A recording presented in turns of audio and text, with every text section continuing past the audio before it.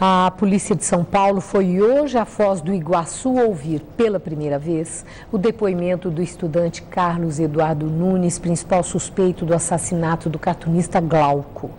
Vamos às informações com a repórter Carla Rodeiro. Boa noite, Carla. Já foi divulgado o conteúdo desse depoimento? Olha, o teor do depoimento ainda não foi divulgado. Maria Lídia, boa noite. Há expectativa de uma entrevista coletiva lá em Foz do Iguaçu, mas que ainda não ocorreu.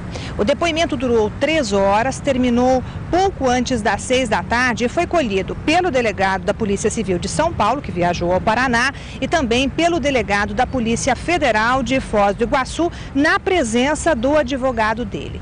Segundo a Polícia Federal, deve ficar pronto na sexta-feira o resultado do exame que vai dizer se Carlos Eduardo estava sob o efeito de drogas quando foi detido por policiais na fronteira.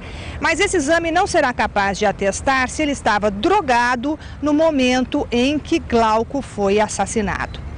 Bem, o advogado de defesa já informou que vai pedir um exame de sanidade mental de Carlos Eduardo. A família dele diz que ele faz tratamento psiquiátrico, psicológico e de combate também à dependência química.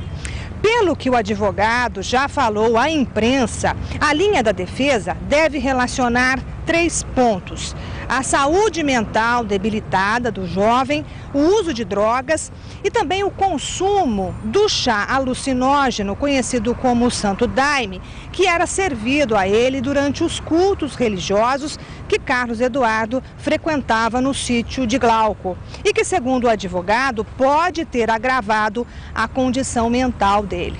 Bem, esta manhã, o muro que fica vizinho à casa onde Carlos Eduardo vive com os avós em São Paulo, no Alto de Pinheiros, amanheceu pichado. Uma frase faz referência à memória de Glauco e Raoni e a outra chama Cadu de assassino. Maria Lídia.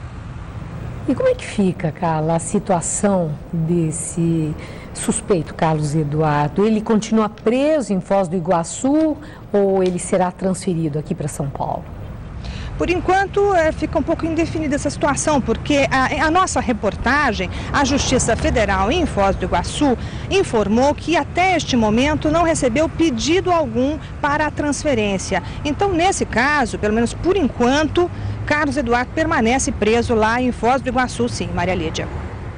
E o uso do Santo Daime nessa religião, seita religiosa, que é autorizado, é legal, há limites para a lei, segundo as informações que eu recebi, para esse uso em perímetro, fora do perímetro urbano, em região rural e dentro, né, ali do ritual da religião. Muito bem, tudo isso. Entretanto, como você chamou a atenção e que é a grande preocupação no momento, são os efeitos do Santo Daime, que é um alucinógeno, e até que ponto isso pode levar à transformação, à mudança de comportamento em nível tal que possa justificar o comportamento tão agressivo de uma pessoa que tira a vida de outra. O assunto é muito polêmico e não é de hoje que é polêmico.